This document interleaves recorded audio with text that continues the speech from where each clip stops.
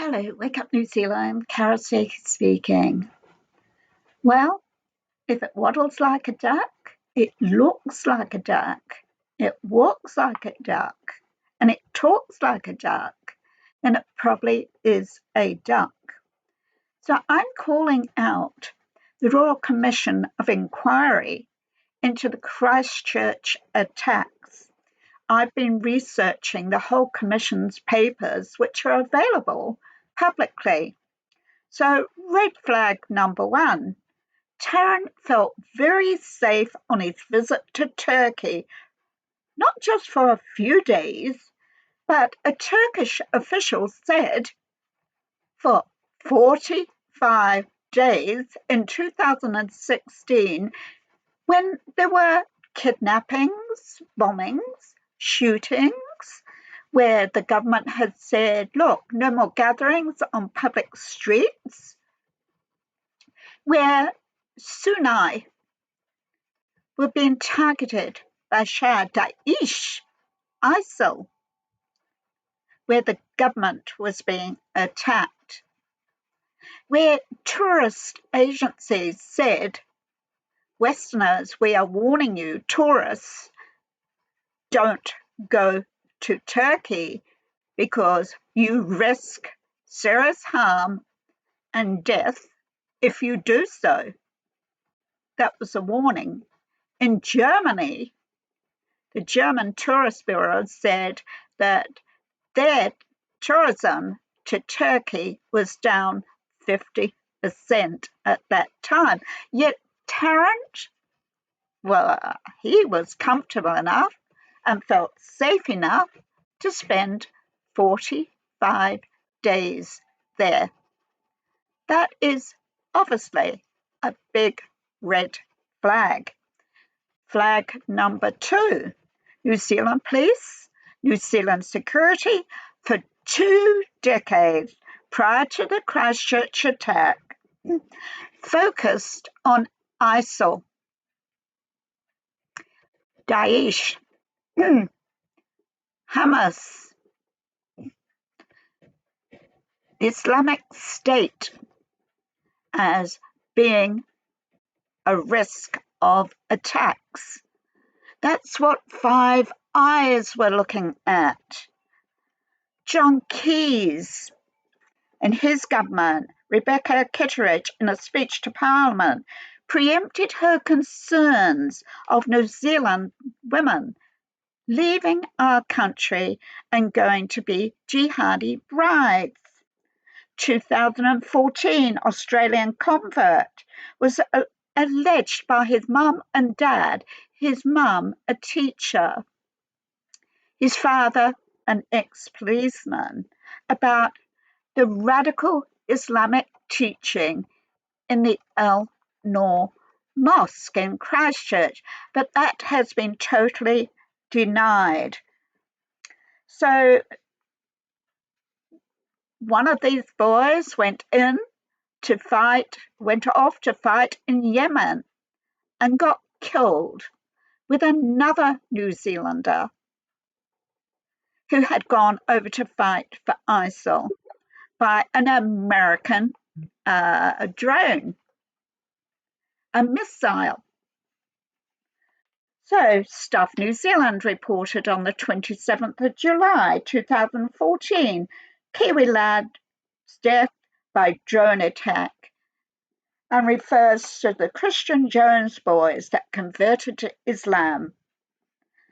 So, and they said that neighbours said that carloads of Muslim women with wearing veils were driving to the home of these two boys, and there was this about it. So obviously, one of the boys got killed through fighting for Islam. It was well documented and published until it started to disappear, and it was noted how upset the boys' parents were.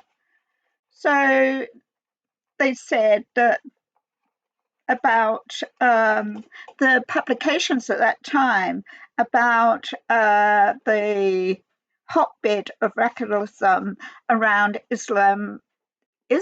radical Islam, and counter-terrorism authorities, and the name of Muslim bin John when he headed to Saudi Arabia and then on to the home base of Al-Qaeda.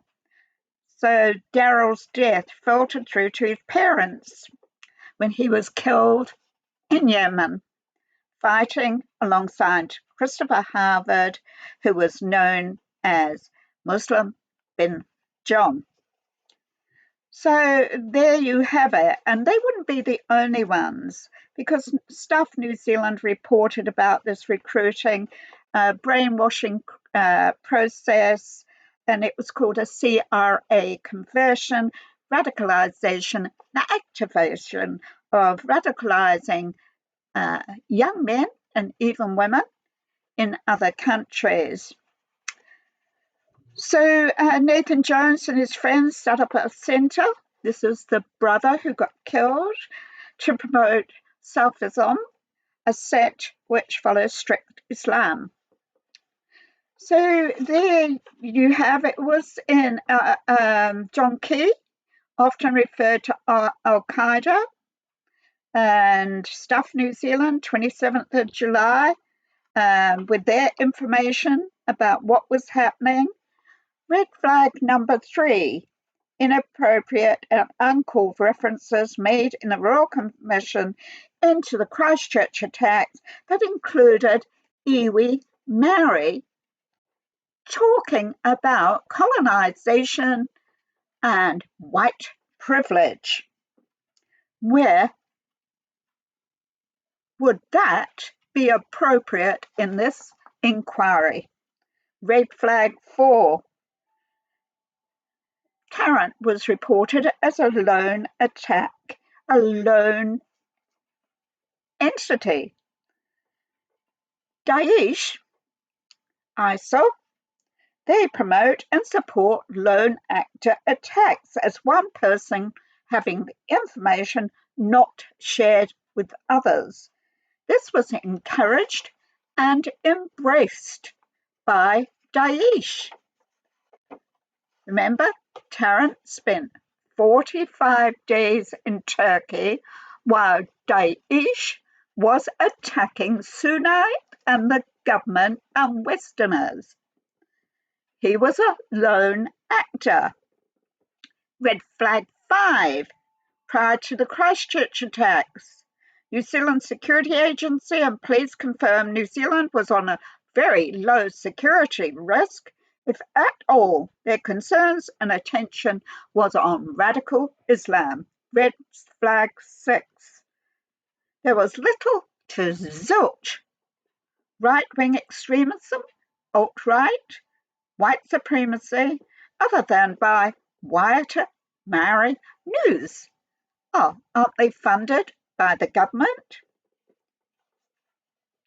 New Zealand Five Eyes report in 2018 did not include white supremacy, alt-right, right-wing extremism as being a threat in New Zealand. That's another flag. So red flag 7, New Zealand taxpayers are forking out for a lifetime's keep of an Australian citizen sitting in a New Zealand jail. Why is that? When crimes that are New Zealanders in Australia are sent back to New Zealand. Why are they keeping him here at our expense? Red flag 8, New Zealand government gun buyback scheme. Is that anything to do with the UN and their framework of that countering the trade in small arms and light weapons, controlling the negative consequences of small arms and light weapons? That's what the UN reports. So relevant provisions were made in 2005 World Summit Outcome Document which refers to the protection of civilians and protection as to arms, light arms, and weapons. So, the misuse of light arms. And the New Zealand government were right alongside them with this, and other governments, UN nations. This was their obligation to actually be compliant to this. So, and Ardern said they had been waiting some time to actually do something about light weapons in the inquiry. So 2 years after the mask attacks, the New Zealand government gun buyback is actioned. So here you have it. Red flag number 9. Police did not admit they should never have given Tarrant firearms licence in the first place, and they never admitted to stuffing up either. And the police carefully vetted 241,900 New Zealanders during the time of government action with their gun buyback scheme, making innocent, law-abiding New Zealanders feel like they were targeted like crims. So using the fear and compliancy as a tool, which is tyranny. So RNZ article, police admitted that since the gun buyback, that the government legislation being actioned referenced the emphasis by police being placed on disrupting the manufacture, modification, supply of firearms to groups in New Zealand. Hey, but wait a minute. Gun crime went up rather a lot. They're not telling you that after the gun buyback scheme, because gangs and crims do not register their guns. So they did the mosque attacks on the 15th to allow the New Zealand government to action the UN small arms and light weapons resolution through this gun buyback scheme. Question mark, red flag. Did they use it? Was it a consequence? What was happening there? Red flag 10. The Guardian reported 15th of March 2019 how the Christchurch attack unfolded, a visual guide. 1 or 2 gunmen attacked the 2 mosques. 3 people were in custody and 1 man charged with murder. Police said they found explosive devices. Police originally arrested 4 people, but 1 was discharged. Why were 4 people originally arrested and 1 discharged? That certainly is a red flag number 10. And red flag number 11, 26th of October 2022, Christchurch terror attack, further inquests into this. No police were sent to Linwood Islamic Centre despite a 111 call. A parliamentary staff member made the 111 police call just 1 minute after receiving an email with a terrorist manifesto, which was forwarded onto another staffer in the Prime Minister's office. This included the terrorist name, age, weapon, location of the attack. This was treated just like another nutter. The Prime Minister's office? Red flag, surely. So the Royal Commission inquest heard that police were not immediately sent to Linwood Islamic Centre on the day of the attack, despite being told the mosque was a potential target during the emergency call. Why not? Red flag 11. A large police campaign was being enacted on the day of the attack. Was that coincidental, or was that a coincidence, or was that another red flag?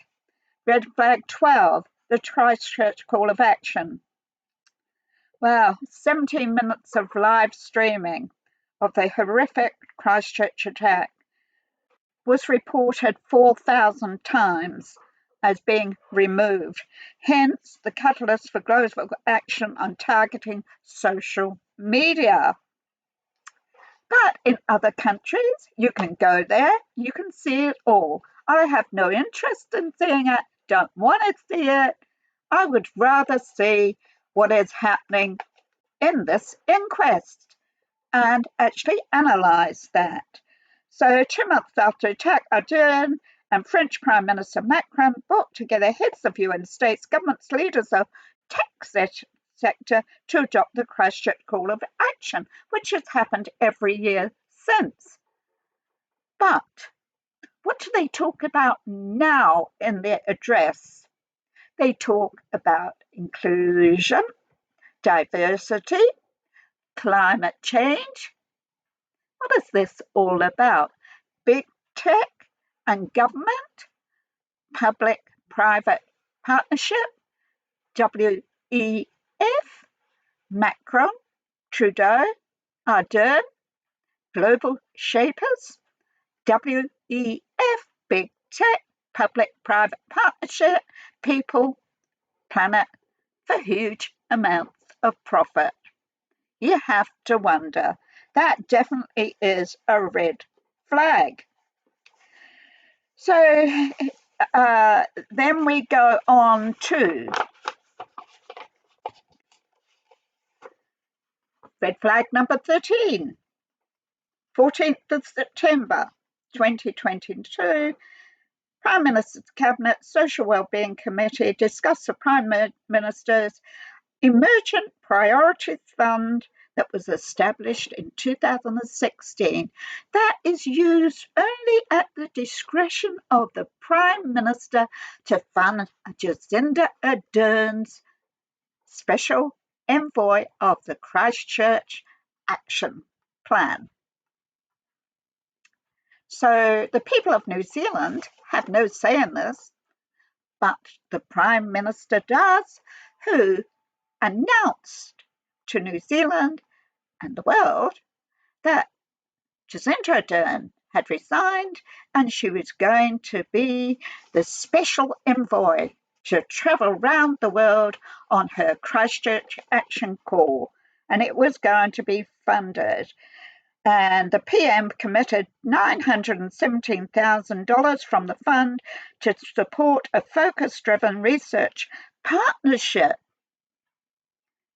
Chris Hipkins, part of the global agenda with social media companies, data charities, analysing how algorithms can be used on social media websites.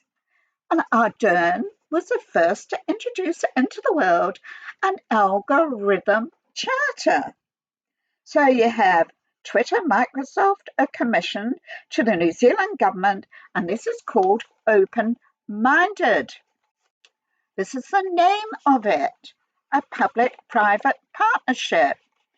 Red flag 14, the Christchurch Call of Action, is now being called a multi-stakeholder partnership, a WEF Klaus Schwab baby global action, multi-stakeholder corporate capture. This is Macron, Ardern, Trudeu, who are the key people who are pushing the global Christchurch call action. So, yes, and key stakeholders using the terms, they are all using the terms, the three of them, the global shapers of WEF, Macron, Trudeu, and Ardern, using the terms diversity, inclusion, stakeholders, multi-stakeholder corporations, multi-stakeholderism. August 2023, Christchurch Call of Action report, How to Build Multi-Stakeholder Initiatives to Address Content Moderation, Facilitating Policy Changes, Policy Dialogue between New Zealand and the US. Published by Fulbright 23rd of August 2023. Red flag 15. Up to the time of attack, there was no significant right-wing extremism, no white supremacy, no far-right, no right-alt reports of terrorism. That was a report by the Security Intelligence Agencies and Police and the Five Eyes report. Red flag number 16. Iwi Maori News White Royal Commission report includes threats by what is called colonialism perpetrated by white supremacy, including that in this terrorist report, the Royal Inquiry Commission. Why? Why? I asked you why. Think about it. Government funding of the Maori media, television, radio, broadcasting for iwi media collaboration in the news. The Maori media sector shift. Te Puna Kōkiri to revamp publicly funding Maori media, and this was reported by RNZ, the one-stop shop for iwi-based news, government-funded media, Wata News. So this is where I've got to in this. This is not just a finger in the ointment. I felt I needed to research this because there are many red flags here. This is my personal research, my personal opinion on this. No other's opinion. And I'm not breaking the law by actually reading and researching the public report because it has 17 questions in there from the community to the Royal Commission of Inquiry onto the Christchurch attacks. And one of those questions were, was there anyone that the Muslims in Christchurch were fearful of? The reply, for 5 years up to the 15th of March 2019 when the attack took place, they were fearful of Daesh, ISIS, up to the time of Ramadan. Ramadan that year was a few months before the Christchurch attacks. So let's think about that.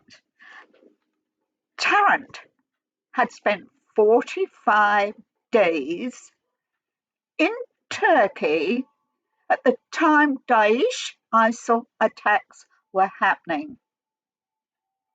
In fact, he visited earlier in the year for a few days. Then he went back in October and spent more extended time there. Why did he feel so safe? Why wasn't he frightened of Daesh? Hey? The community of Muslims in Christchurch are majority Sunni.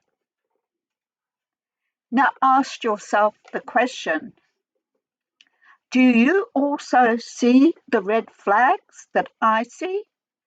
Wake up, New Zealand.